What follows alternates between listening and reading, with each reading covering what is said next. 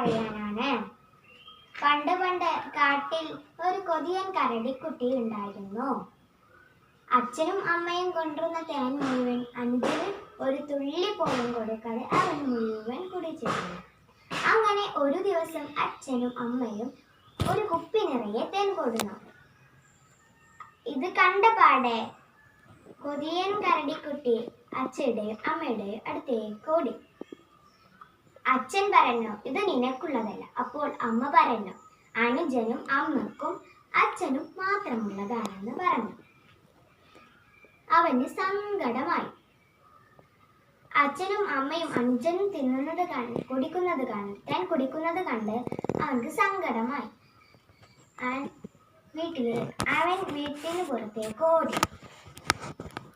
അങ്ങനെ ഓടി ഓടി അവൻ എത്തിയത് എവിടെയായിരുന്നോ? ഒരു വലിയ മരത്തിന് ചോട്ടിലായിരുന്നു. അങ്ങനെ അവൻ മേലോട്ട് നോക്കിയപ്പോൾ ആ വലിയ മരത്തിൻ കൊമ്പിൽ ഒരു വലിയ തേനീച്ചക്കൂട് കണ്ടു. അവന് കൊതിയായി. തേനിന്റെ മധുരം അവൻക്ക് ഓർമ്മ വന്നപ്പോൾ അവൻക്ക് കൊതിയായി.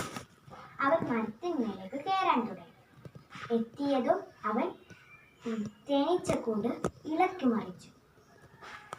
അതിനുള്ളിലെ തേനീച്ചകളെല്ലാം അവൻ എന്ന് താഴേക്ക് വീണു. അങ്ങനെ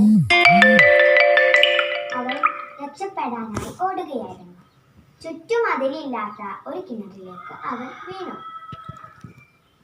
കൊതിയൻ കരടിക്കുട്ടിയെ തേടി അച്ഛൻ വരികയായിരുന്നു. ഇത് അച്ഛൻ കണ്ടു. അച്ഛൻ തേനീച്ചകളെല്ലാം പിരിച്ചു വിട്ടിട്ട് അവനെ തോളിലിട്ട് വീട്ടിലേക്ക് നടന്നു. വീട്ടിലെത്തിയപ്പോൾ അമ്മ അവന് മുറിവുകളിലെല്ലാം മരുന്ന് തേച്ചു കൊടുത്തു. കുഞ്ഞുവായിൽ തേൻ തുള്ളികളും ഒറ്റിച്ചു കൊടുത്തു.